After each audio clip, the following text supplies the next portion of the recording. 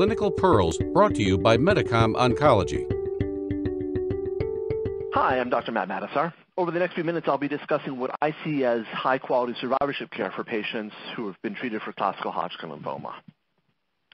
We know that we cure many patients with Hodgkin's disease, and that number is only going to continue to improve as novel therapies continue to emerge.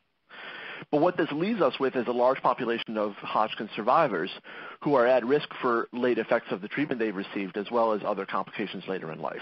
So how do we take best care of these patients in a survivorship mode? Our approach to survivorship care at Memorial Sloan Kettering is to really try to apply survivorship care that is focused on the therapeutic exposures that patients may have received and understand what their individualized risks for late effects are. In Hodgkin lymphoma, this largely circulates around late effects from the chemotherapy and whether or not radiation therapy was administered.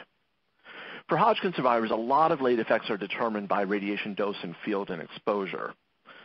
Patients that receive radiation therapy to the chest may be at risk for cardiovascular disease, potentially at risk for other second primary malignancies, including breast cancer if they were young women who had therapeutic exposure to radiation to the breast, lung cancer if there was radiation exposure to the lung, particularly in patients who are present or former smokers. Non-melanoma skin cancers in the radiation field are common as well. There can be other late effects from radiation therapy, including thyroid disease, particularly hypothyroidism, less commonly thyroid cancer.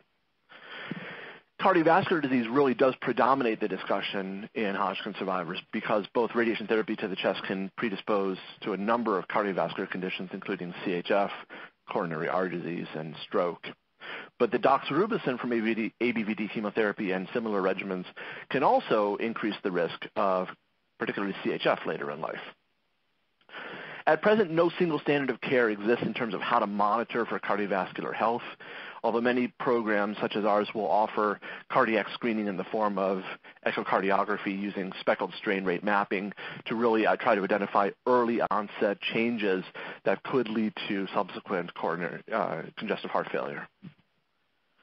Regardless, good survivorship care in Hodgkin lymphoma means understanding what the patient's individual risks are for late effects and putting together a rational plan to monitor for those late effects, prevent that which is preventable, and to intervene when changes are identified early to protect and safeguard your patient's health. Thanks for listening. Don't forget to subscribe to the Medicom Oncology podcast channel for more clinical pearls. And be sure to visit managinghodgkinslymphoma.com for more educational resources.